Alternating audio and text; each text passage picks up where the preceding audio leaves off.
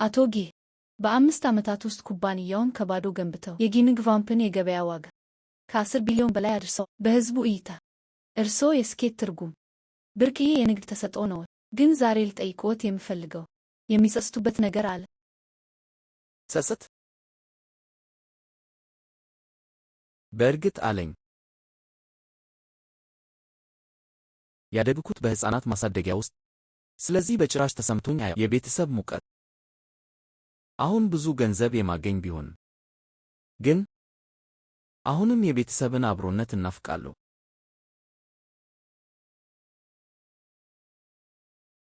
እናመሰግናለን አቶ ጂ።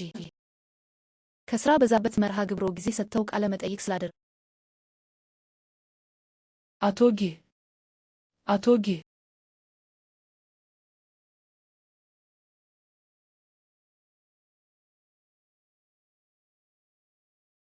አቶ ጂ ደህና ነዎት? አቶ ጌ ሶስተኛ ወንድም ተነስ። ሶስተኛ ወንድም ንቃ። ሶስተኛ ወንድም ንቃ። ወንድም ንቃ። ጂ ሶስተኛው አእምሮውን ስቶ መሆናል ከአስተዳዳሪው ዝያው ልጅ ጋር በሴት ምክንያት ለመጣል አየችው። በዱላ የተደበደ አይ ምንኛ ያሳዝናል። ወይዘሮ ዋይቨ ከባድ ሕይወት ነው ያሳለፈ። ይህንን ልጅ ለማግኘት ምን ያህል ተሰቃየች። ወደ ትምህርት ቤት ለመላክ ያጠራቀመችውን ሁሉ በመጨረሻ ግን ይህንን ቆሻሻ አሳደገች። እሱ ሥራ ፈት ዋጋ ቢስ ሰው ነው፣ ሙሉ በሙሉ የማይረባ። በዚህ ረሃብ ጊዜ እንኳን ወደ እርሻ ሄዶ አይሰራም። ቀኑን ሙሉ ወላጆቹ ላይ ተጣብቆ ይኖራል። ሳይ ቢያን እሱን ማንቃንቃኩም። ሶስተኛው ወንድም ሄዷል። አሁን አንተን የሚመታ ወይም የሚሰድብ የለም። ይህ ጥሩ ነገር ነው። ለምን ታለቅሳለህ? ሶስተኛው ወንድም ተንቀሳቀሰ። ጭንቅላቴን በጣም አሞኛል። ይህ የት ነው?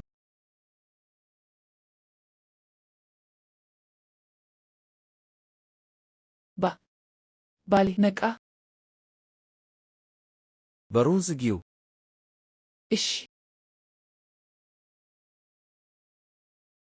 ጊዜ ተሻግሬ መጣሁ።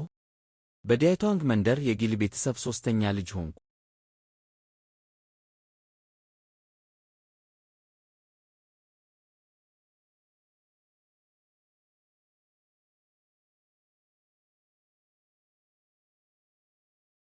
ሳይዳን ወደዚህ ና።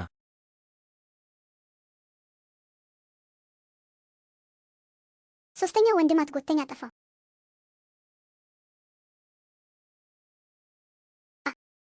እኔ ገና አልበላሁም። እናንተ ያለ እኔ ለመጀመር ደፈራችሁ። ዛሬ ልገድልህ እችላለሁ። ወንድሜ መምታትን አቁም። በጣም ስለራበኝ ነው። እንደገና አላደርገውም። አይ ጊዜ መሻገሬ አንድ ነገር ሆኖ፣ ነገር ግን በሴት አዳኝ በከንቱ ብልሹ ሰው አካል ውስጥ እጄን ባነሳው ቁጥር ሳይዳያን በዚህ ልክ ይፈራል። ይህ የመጀመሪያው ባለቤት ምን አይነት ጭራቅ እንደነበር ያሳያል። አይ የመጀመሪያው ባለቤት ወላጆች ለዓመታት ልጅ አልነበራቸውም እና ወንድ ልጅ ለማግኘት ሲሉ አንድ ወንድና አንዲት ሴት ልጅ በጉድፈቻ በኋላ እኔን የገዛ ልጃቸው እንጂ ይህንን ወለዱ። በዚህም የተነሳ የመጀመሪያው ባለቤት በጣም የተንቀባቀበ እና ሕግ የማይገዛው የሰያው ቤተሰብን ወጣት ጌታ አስቆጣ እና በመጨረሻም ሕይወቱ አለፈ። ይህም ሰውነቱን እንዲቆጣጠር ዕድል ሰጠኝ። ሳይዳን ለምን ብቻህን ቤት ቀረህ? እናት የት አለች? እና እህታችንና ሁለተኛው ወንድምስ? እናት ዛሬ ጠዋት ገንዘብ ለመበደር ወደ አጎት ቤት ሄደች እና እስካሁን አልተመለሰችም። እህትና ሁለተኛው ወንድም ወደ ኋላው ተራራ ሄዱ የዱር አትክልቶችን ለመቆፈር።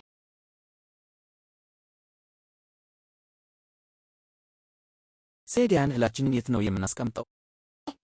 በእናት በካቢኔ ውስጥ ተቆልፎበታል።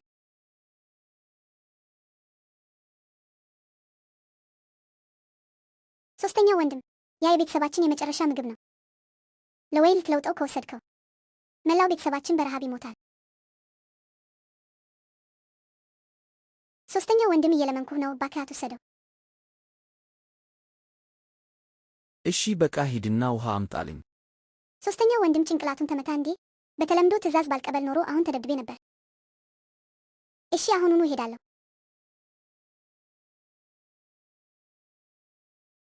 ቆይ ያንን ሶስተኛው ወንድም ነቅቷል። እህት በመጨረሻ ተመለስሽ። በረሃብ ልሞት ነበር። ይህ እኔ የማውቀው ሶስተኛው ወንድም ነው። እንደዚህ በለስላሳ እየተናገረ ነው። ሺያው ይሃን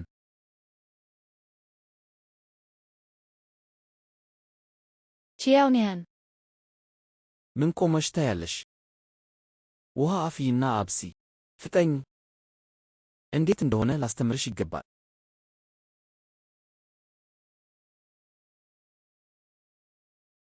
በሁሉም ነገር ላይ በጣም ቀርፋፋን፣ ሙሉ በሙሉ ዋጋ ቢስ ነሽ።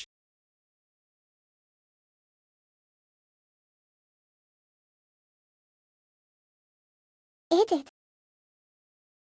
ርቦኛል። ሄ ማፍጠጥ አቁሚ። ሂደሽ ቶሎ አብሲ፣ አለበለዚያ ሶስተኛው ወንድም እንደገና ይናደዳል። ልክ ነው። አሁኑኑ ሄጄ አበስላለሁ። ከፍተኛ ጥራት ያለው ፍሬት የዋሬ ተገኝቷል። ዋጋ 800 የገበያ ሳንቲሞች ይሸጥ። ስርዓቱ እዚህ አለ። ከፍተኛ ጥራት ያለው ፍሬት የዋሬ ተገኝቷል። ዋጋ 800 የገበያ ሳንቲሞች ይሸጥ።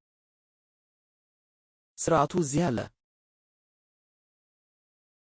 ሁለተኛ ወንድም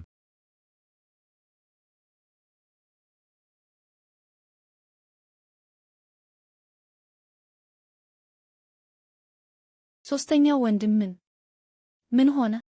ስለሱ አትጨነቂ። ዝም ብለን ቶሎ እናብስ። ሶስተኛው ወንድም ከተናደደ ማንም ሊቋቋመው አይችልም። ልክ ነው። ቶሎ እንሂድ። እንሂድ።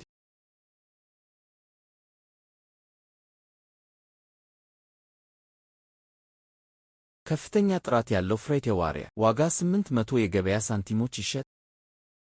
አዎ።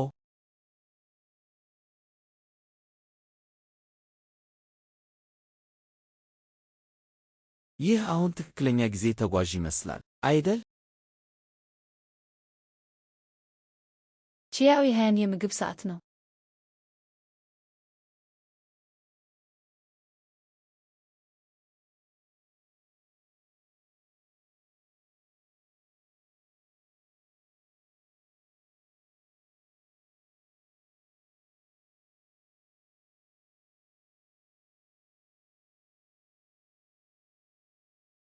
ለምን አትበሉም? እኛ ዝም ብለን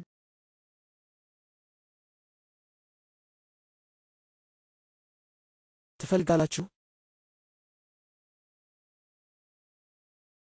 አይ፣ የመጀመሪያው ባለቤት ባህሪ በአእምሯቸው ውስጥ በጥብቅ ታትሟል። ለጊዜው እጠቀመዋለሁ ብዬ ገምት።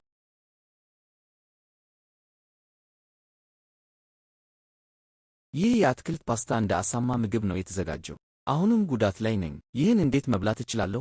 አውቄ ነበር። ሶስተኛው ወንድም አሁንም እንደ ቀድሞ ነው። በቅጽበት ይናደዳል። ግን የአትክልት ፓስታው በጣም ጥሩ ይሸታል።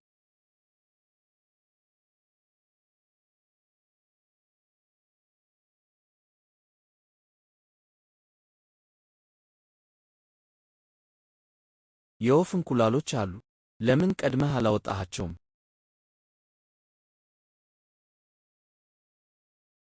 ቺያው ይሄን ላብስላቸው። አትጨነቅ፣ ሁሉንም አልበላቸውም። አንተ እዚያው ቆይ፣ አትከተለኝ። በድብቅ መብላት እንደምትፈልግ የማላውቅ እንዳይመስልህ። የመጀመሪያው ባለቤት ባህሪ በእርግጥ ጠቃሚ ነው። አይ፣ ለጊዜው ይህንን ትወና እቀጥላለሁ እና ቀስ በቀስ ስለ እኔ ያላቸውን ስሜት እቀይር። ምን ቆመሽ ታያለሽ? ውጭ።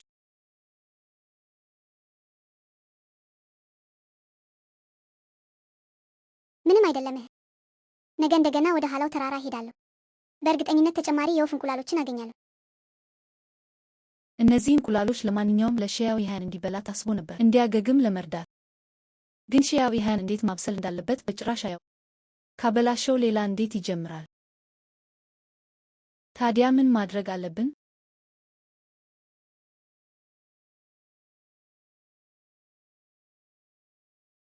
እነዚህ 5 ትናንሽ የወፍ እንቁላሎች ብቻ ምናልባት የጥርስ ክፍተቶችን ለመሙላት እንኳን አይበቁም። ስርዓት ሲያስደም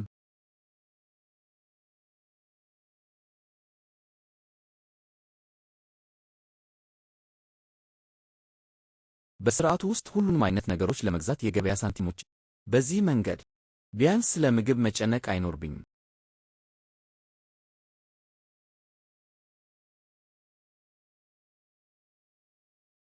ሁላችሁም እኔን እንደ ተበላሸ ልጅ ታስቡኝ። አሁን አንድ ሁለት ነገር አሳያችኋለሁ እና እንደምትደነቁ ዋስትና እሰጣለሁ።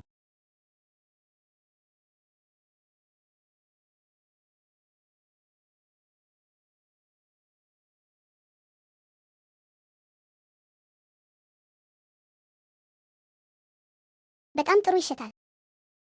እኔም የወፍ እንቁላሎችን መብላት እፈልጋለሁ። አይ፣ ይህ የዘይት መዓዛ በጣም ጠንካራ ነው። ሦስተኛው ወንድም የመጨረሻውን ግማሽ ጠርሙስ ዘይታችንን ተጠቅሞበት ይሆን? ተጠቅሞበታል። ያ ለ2 ወራት ሊቆየን የታሰበ ነበር። አሁን ከተጠቀመበት በኋላ ምን እናደርጋለን?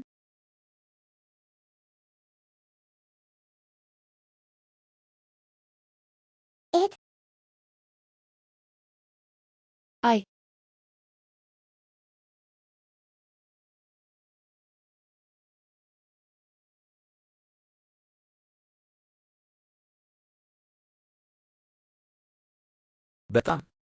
በጣም ጥሩ መዓዛ። ወደዚህ ነው።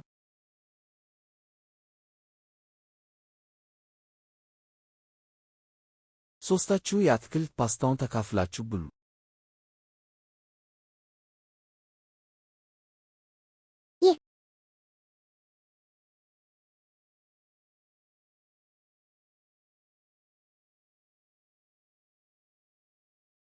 ይህ በጣም ጣፋጭ ነው።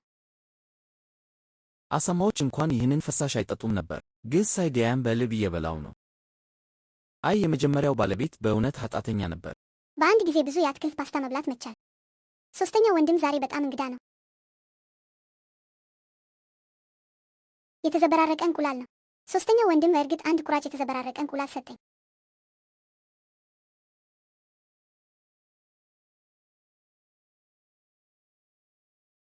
ሁላችሁም ምን ታፈጣላችሁ? ሦስተኛው ወንድም ምን ማለት ነው? እኔ አሳማ አይደለሁም። ይህን ሙሉ ሳህን የተጠበሰ እንቁላል መጨረስ አልችልም። የማትበሉት ከሆነ መልሱት።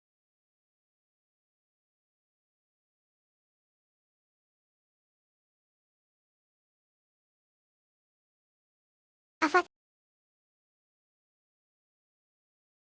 ግን እነዚህ አረንጓዴ ቃሪያዎች ጉድ! ጣዕሙ ምን ያህል ጥሩ እንደሆነ ላይ ትኩረት አድርጌ ነበር፣ ስለዚህ ረሳሁት። ጣፋጭ እስከሆነ ድረስ ለምን ያህል መጨነቅ? በጣም ጣፋጭ ነው።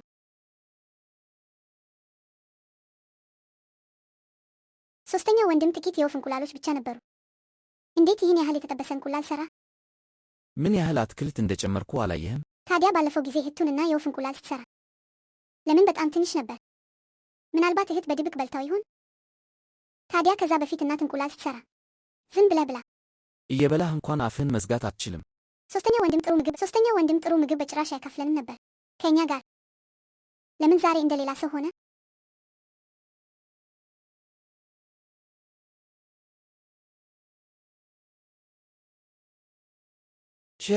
ስጠኝ። መውሰድ አትችልም። ስጠኝ።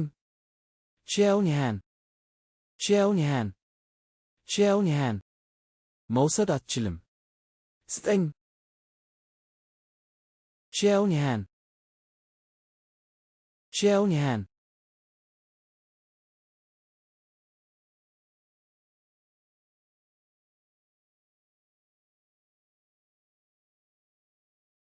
እናት ተመለስሽ።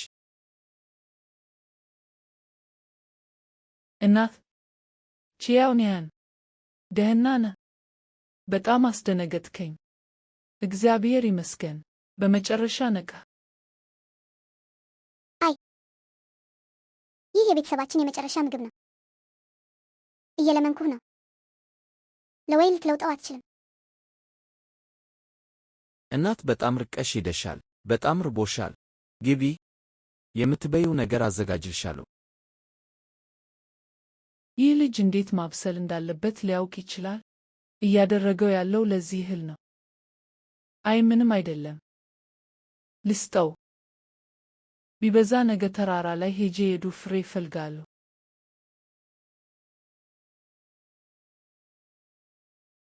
ማንም እንዳይከተለኝ። በወላጆች ቤት መማጠን ነበረብኝ። በመጨረሻ ያንን ማሽላ ለመበደር እና አሁን በቺያው ኒሃያ ሊባክን ነው። እናት ዋናው ነገር ቺያው ይሃን መንቃቱ ነው። ስለ ምግቡ በኋላ የሆነ ነገር እናስባለን። ማድረግ የምንችለው ያ ብቻ ይመስለኛል። እኔ ብቻ ተስፋ የማደርገው ትንሽ ምግብ እንዲተውልን ነው እና ሁሉም እንደማያባክ ነው።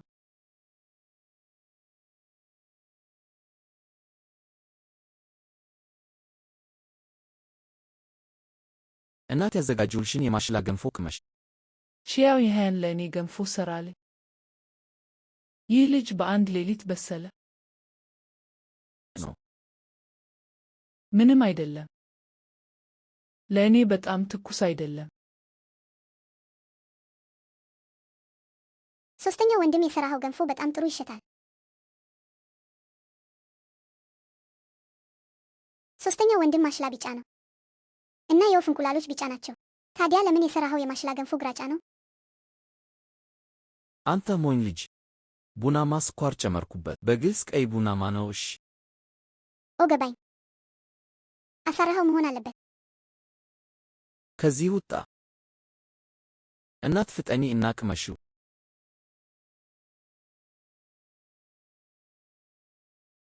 እናት ጥሩ ነው።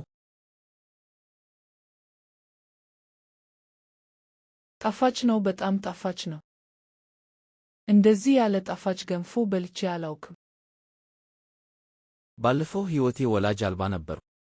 ይህንን አይነት የቤተሰብ ፍቅር አጋጥሞኝ አያውቅም። የመጀመሪያው ባለቤት በረከቱን እንዴት ማድነቅ እንዳለበት አያውቅም ነበር። በዚህ ጊዜ ይህንን ቤተሰብ ለእሱ እከባከባለሁ እና ጥሩ ሕይወት እንዲኖሩ አደርጋለሁ።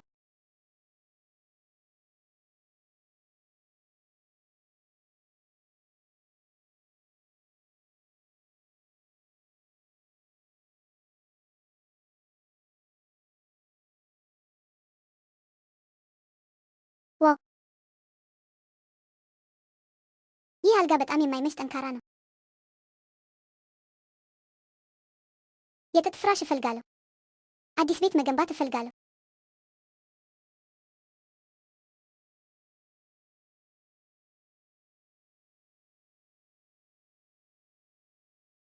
እናት ለምን በማለዳ ተነሳሽ?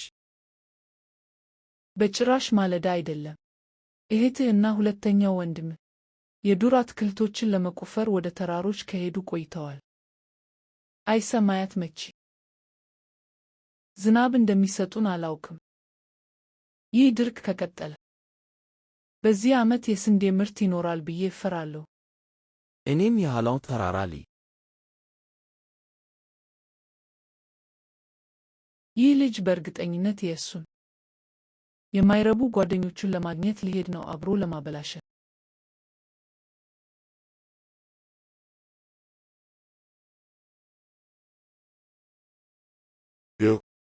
ይህ ሶስተኛው በጣም ጠንካራ ትንሽ አካል አለ። ብዙም ሳይቆይ በአፉ አረፋ እስክትደፍቅ ድረስ በዱላ ተደብድበህ ነበር እና ዛሬ ለእግር ጉዞ ወጥተሃል። ኤርጃዋያ ለወደፊቱ የክልል ምሁር እንዴት እንደዚህ ለመናገር ትደፍራለህ? ተጠንቀቅ፣ አለበለዚያ ጭንቅላትህን ይቆርጥ። ወንድም ዲያጂየን፣ በዚህ ዓለም ምን እንደሚፈጠር ማን በእርግጠኝነት እስካጠናሁ ድረስ ሁልጊዜ ዕድል አለ አይደል? የክልል ምሁር ከመሆንህ በፊት መላው ቤተሰብህ በረሃብ ሞቶ እንዳይሆን ሞኝ ራስን ተመልከት። ያረጀችው እናትህ ብቻ ናት በህልም ምሁር ለመሆን የሚያስፈልገው ነገር አለህ ብላይ ደደብ።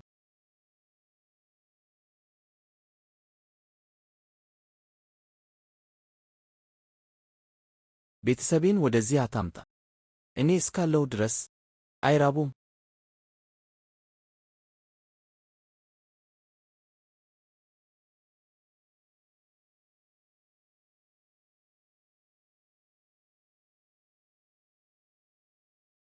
ኦ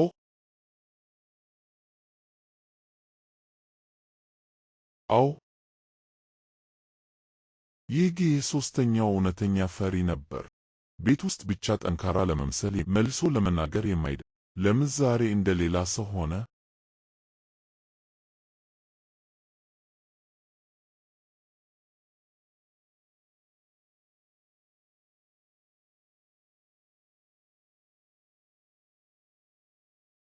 የዱር ፓይናዋ ኤቴርናይዴ ተገኝተዋል። ዋጋ 0.5 የገበያ ሳንቲሞች ይሸጥ። አዎ፣ በዚህ ሁሉ ፓይናዋ ኤቴርናይዴ ተራራውን የሸፈነው። ሁሉንም ከተለዋወጥኩ ከ1000 ነጥብ በላይ ማግኘት አለብኝ። ያኔ እናቴ በየቀኑ ስጋ እንድትበላ ማድረግ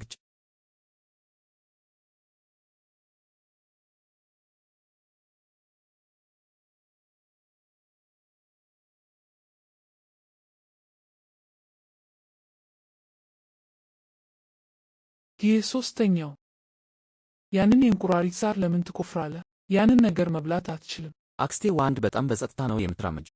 ይህ ሶስተኛው። ይህ ነገር መርዛማ ነው። ከበላኸው ትሞታለህ። ኦ አክስቴ አትጨነቂ፣ መርዛማ እንደሆነ አውቃለሁ።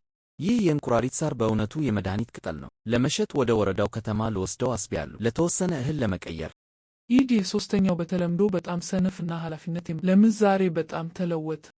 ይህ ዋጋ ቢስ አረም በተራራው ላይ ሞልቷል እና አንተ የመድኃኒት ቅጠል ትለዋለህ? ምንም አይደለም። ከአንተ ጋር አልነጋገርም።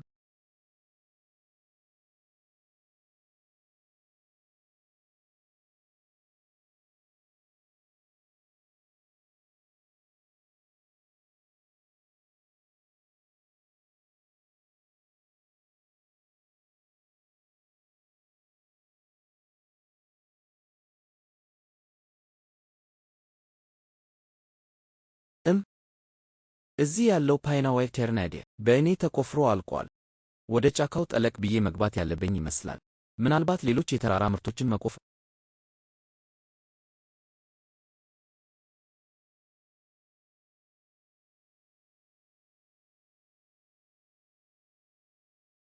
ድርቅ መኖሩ ምንም አያስደንቅም። በዚህ ጫካ ውስጥ እንጉዳዮቹ እንኳን ተለቅመው አልቀዋል።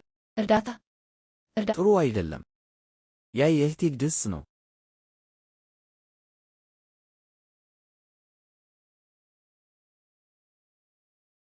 አውቪ! ግዢው ተሳክቷል።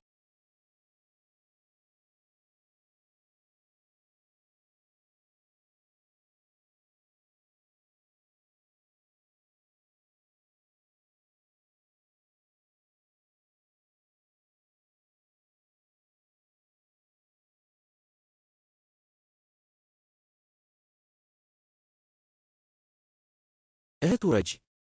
አሁን እህት ቺያውኒያን! ይህ ሶስተኛው አልሸሸም። ሶስተኛው ወንድም በእውነት አድጓል። ያስከው ባህላዊ ቀስት ለመግዛት 99 የገበያ ሳንቲሞችን አውጥቼ ማብራራት እንዳይኖርብኝ ያድነኛል። ኦ ይህንን ቀስትና ቀስት በጫካ ውስጥ አገኘሁት። ምናልባት በአንድ አዳኝ የጠፋ ይሆናል። የትኛው አዳኝ ነው የሥራ መሳሪያውን መሬት ላይ ጥሎ ለሰው የሚተወው? ይህ ቺያውያን የቤተሰባችንን የምግብ እህል ተጠቅሞ መሆን አለበት። ለዚህ ነገር ለመለወጥ እህት ሻንማይ ዛፍ መውጣት እንደምትችይ አላውቅም ነበር። እይሽ እየተንሸራተሽ ስትወርጂ ጥንቃቄ አላደረግሽም ነበር። ቀሚስሽን ቀደድሽው። አንተ የተረገምክ ሶስተኛው ወንድም፣ የማይረባ ንግግርህን ካልተውክ አፍህን እቀደዋለሁ። ቶሎ እንሂድ። ያ ድብ ተመልሶ እንዳይመጣ። ሄ እህት አትቸኩይ። ያንን ድብ ጀርባው ላይ ወግቼዋለሁ። ሩቅ መሄድ አይችልም። ልንከተለው ይገባል እያልክ ነው? ዛሬ ማታ የድብ መዳፍ እጋብዝሻለሁ እህት። የድብ መዳፍ መብላት ትችላለህ? ነይ እንሂድ።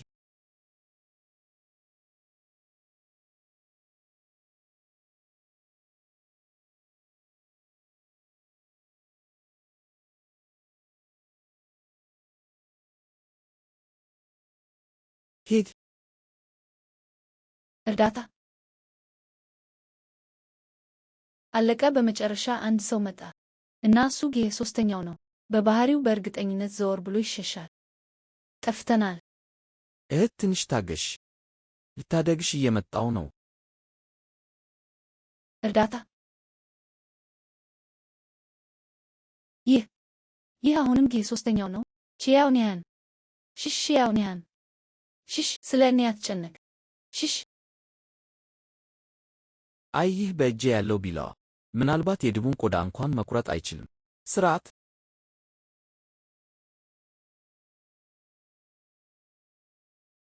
መደበኛ ቀስት እና ቀስት የድቡን ቆዳ ሊወጋው አይችልም።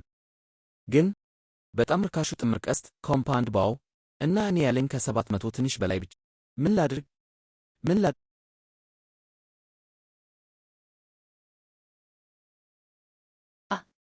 ቺያውኒያን ሽሽ፣ ስለ እኔ አትጨነቅ። ወደዚህ እንዳትመጣ። እህት ቅርንጫፉን ያዢ እና እንዳትንቀሳቀሽ።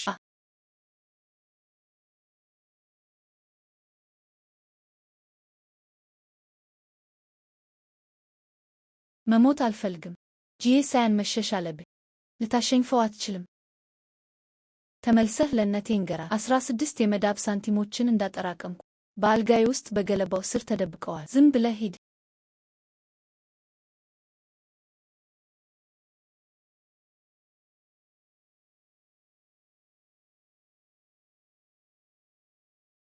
እህት ምን እያደረግሽ ነው? ተመልሰሽ ውጭ። ቺያውኒያን አሁን ካልሸሸ ወደ ታች እዘላለሁ። ይህች ሞኝ እህት በፊት በጣም መጥፎ አድርጊያታለሁ። ሆኖም እሷ እኔን ለመጠበቅ ትፈልጋለች። ከፍተኛ ጥራት ያለው የዱር ሳንጃንድን ጉዳይ ተገኝቷል።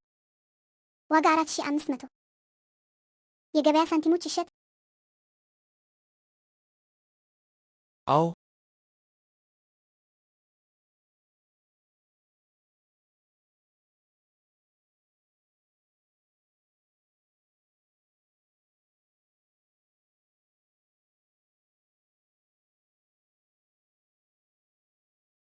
አውቪ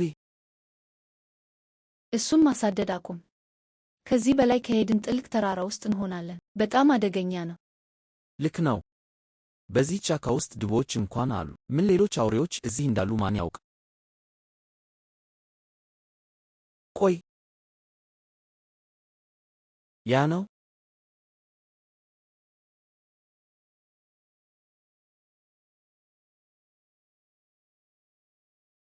ኑ ሄደን እንይ።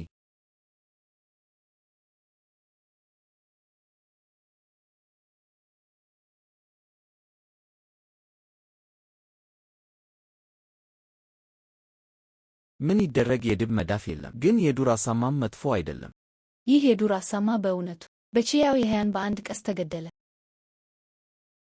የዱር ተራራ አሳማ ስጋ ተገኝቷል። ዋጋ 8000 የገበያ ሳንቲሞች ይሸጥ። ጥፋ። አሁን ምስጋናውን ለመውሰድ እየሞከ በጣም ርካሽ። ማን ላንተ ይሸጣል?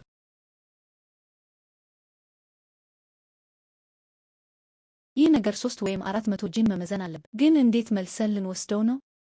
3 ወይም 400 ጂን? ያ ማለት ቤተሰባችን ሀብታም ሆነ ማለት አይደለም። አይ፣ እኔ አርደዋለሁ። ስጋውን ብቻ እንወስዳለን። ይህ ትልቅ የአሳማ ጭንቅላትና የውስጥ አካላት እዚሁ እንተዋቸዋለን። አይ፣ ይህ የአሳማ ጭንቅላት ምናልባት 30 ወይም 40 ጂን ይመዝናል። እንዲሁ እንዲባክን መተው አንችልም። እና የውስጥ አካላትም ስጋ ናቸው።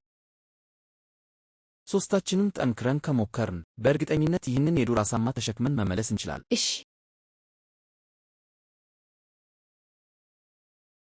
እህት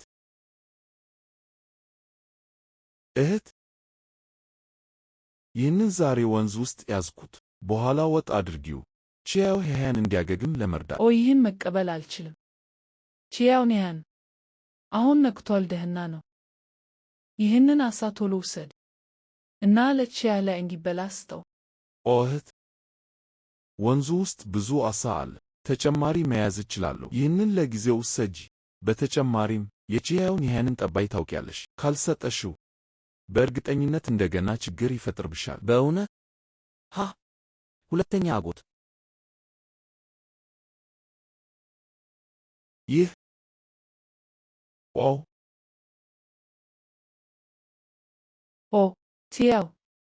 ቺያውኒያን ይህንን አደንከው። ይህን ነገር ተሸክሞ ለመመለስ ብዙ ጉልበት ወስዷል። ሁለተኛ ወንድም የምንበላው ስጋ አለን። ሶስተኛ ወንድም በጣም ጎበዝ ነህ። ቺያውኒያን በዚህ የአሳማ ስጋ ምን ልታደርግ ነው? እናት አየሩ አሁን ሞቃት ነው። ይህ የአሳማ ስጋ ብዙ አይቆይ። ግማሹን ቤት ውስጥ እንድንበላው ለማስቀረት እና ሌላውን ግማሽ ለመሸጥ ወደ ወረዳው ከተማ ለመውሰድ። እሺ፣ እንደተናገርከው እናደርጋለን። እሺ፣ ሂጄ ቢላዋ አመጣለሁ። ሳይዲያን ሂድና ውሃ አፍላ። እሺ ሄይ ሕያው ኒሃን፣ ሁለተኛ አጎትህ በአጋጣሚ ጋሪ አለው። ስለዚህ ነገ ወደ ከተማ ስንሄድ ልወስድህ እችላለሁ። ያ በጣም ጥሩ ነው። አመሰግናለሁ ሁለተኛ አጎት። ሃሄ እንግዲያውስ እህት፣ እኔ አሁን ልመለስ። ቤተሰቤ ለራት እየጠበቁኝ ነው። ሄይ ሁለተኛ አጎት፣ ከመሄድህ በፊት የተወሰነ የአሳማ ሥጋ አትወስድም? አይ፣ ለራሳችሁ ልታስቀምጡት ይገባል። እሺ፣ ይህ ለረጅም ጊዜ ይቆያል። ሄይ ሁለተኛ አጎት። ሁለተኛ አጎት። እሺ፣ እየተመለስኩ ነው። ያማኝከን የራሱ ቤተሰብ እንኳን ለማብሰል ሩዝ ሊያልቅባቸው ሲል አሁንም እኛን ለመርዳት ያስባል። ሕያው ኒሃን ይህንን ደግነት መቀበል አለብን። እናት ገብቶኛል። ሁለተኛ ወንድም ቆይ አንድ እግር ቁረጥ። ወደ አሮጌው ቤት ለሁለተኛ አጎት ወስደዋሉ። አታስብ። ሳይዳን የተወሰነ ሥጋ በኋላ ለእህት ቼንቴክ። እሺ ሄጄ አበስላለሁ። እኔም እሄዳለሁ። በፊት ሕያው ኒሃን በጭራሽ አይሰማኝም ነበር። አሁን ለሁለተኛ አጎቱ ሥጋ ለመላክ ራሱ ተነሳሽነቱን ወስዷል። ይህ ልጅ ሕያው ኒሃን ከበፊቱ በእውነት የተለየ ነው።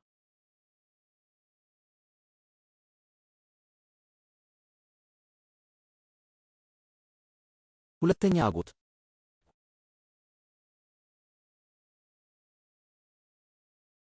አይ ሽማግሌው፣ ያቺ ሕያው ኒሃን ነው ውጭ የሚጠራው።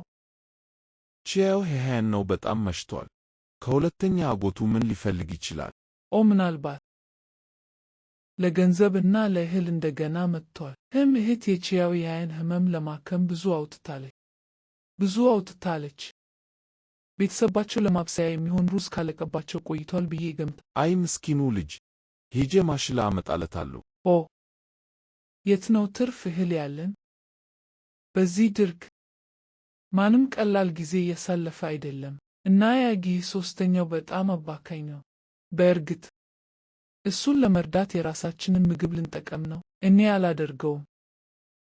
እሱ የራሳችን ቤተሰብ ነው ከሁሉም በላይ። አይቺ ሕያው ኒሃን በኋላ ሲገባ ዝም ብለሽ ቺው ጥቁር ዱቄት ፓንኬክ እና ለትንሹ ሳይዲያንም አንድ ውሰጅለት። ከዚህ በላይ በእውነት የለን። አይ እናንተ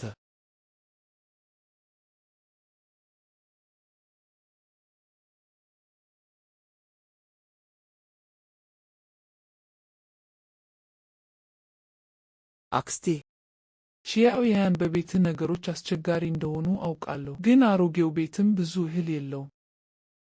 ለጊዜው እነዚህን 2 ፓንኬኮች ውሰድ። አክስቴ፣ ሁለተኛ አጎቴ የት ነው?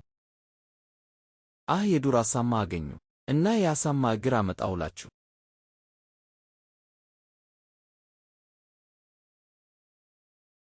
አንተ ልጅ፣ ይህ የአሳማ እግር በብዙ ገንዘብ ሊሸጥ ይችላል። ለምን እዚህ አመጣኸው? ቶሎ መልሰህ ውሰደው። ነገ ሁለተኛ አጎትህ ወደ ወረዳው ከተማ እንዲወስደው እርዳታ ጠይቅ፣ የሚበላ ማሽላ ለመግዛት እንዲሸጠው። እናት፣ ይህ ከሕያው ኒሃን የክብር ስጦታ ነው። የልጅ ልጅሽን ልብ መስበር አንችልም። ሁለተኛ አጎት። ቶሎ መልሰህ ውሰደው። አጎትህ ሐሳቡን ያደንቃል። በዚህ ዓመት ድርቅ አለ። እያንዳንዱ ቤተሰብ እህል መቆጠብ አለበት። በጣም አባካኝ መሆን አትችልም። ሁለተኛ አክስቴ፣ ይህ የአሳማ እግር ላንቺ ብቻ አይደለም። በእሱ ላይ ለመወሰን ምን መብት አለሽ? ሦስተኛ አክስቴ፣ አታውቂም? ብዙ ጂን የሚመዝን ትልቅ ዓሣ። እኛ ውለታውን እየመለስን ነው። ሁላችንም ቤተሰብ ነን። በጣም መደበኛ መሆን የለብንም። ሰዎች ይስኩብናል። ሁለተኛ አጎትህን ስማ። ይህን የአሳማ እግር መልሰህ ውሰድና ለተወሰነ እህል ቀይ። ነገሮች እንዲቆዩ ቆጣቢ መሆን አለብህ። ሁለተኛ ወንድም፣ ልጆቻችን ሥጋ ከበሉ ምን ያህል ጊዜ ሆነ? ሥጋ ከበሉ? ይህ የአሳማ እግር ቢያንስ 30 ጂን ነው። ባንበላው እንኳን ለ1 የብር ሳንቲም ዲያው ልንሸጠው እንችላለን። ለምን እንመልሰዋለን? እህት፣ አንቺ። ሁለተኛ አጎት፣ እባክህ አትሽኮርመም። በፊት አላዋቂ ነበርኩ።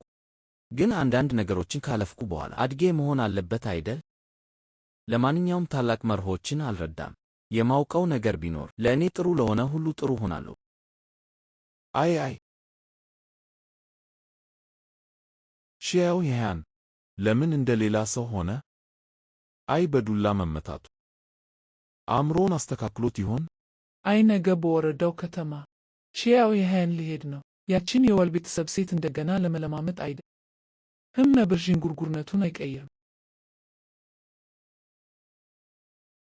የሥጋ ሻጩ ድግስ እዚህ አለ። ኦ ይህ ልጅ ሲያው ይሃን በተለምዶ አሁን በልቶት ይጨርስ ነበር። ለምን ቹፕስቲክሱን እንኳን አይነካም? ዛሬ ሥጋ ሲያይ ይህ በጣም አስከፊ ይሸታል። የአሳማው መጥፎ ሽታ በጭራሽ አልጠፋም። ሺያው ይሃን ለምን አትበላም? እየበላሁ ነው።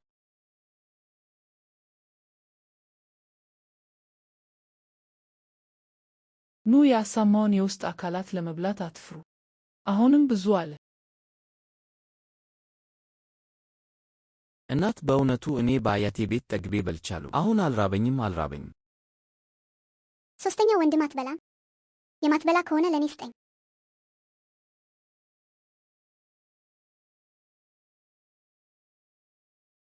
አንተ ምርጥ ነህ ሶስተኛ ወንድም። እናት በፊት መጽሐፍ ላይ አንብቤ ነበር። አንዳንድ የቻይናውያን እጽዋት እንደ ቅመማ ቅመም ሊያገለግሉ እንደ ሥጋ ለማብሰል በአጋጣሚ ተራራ ላይ መርጫቸዋሉ። አሁን አንድ ሳህን አብስዬ ልሞክር። ሄ አንተ ልጅ፣ እንዴት ሥጋን በቻይና መድኃኒት ታበስላለህ? ይህን ጥሩ ሥጋ አታበላሸው። አይ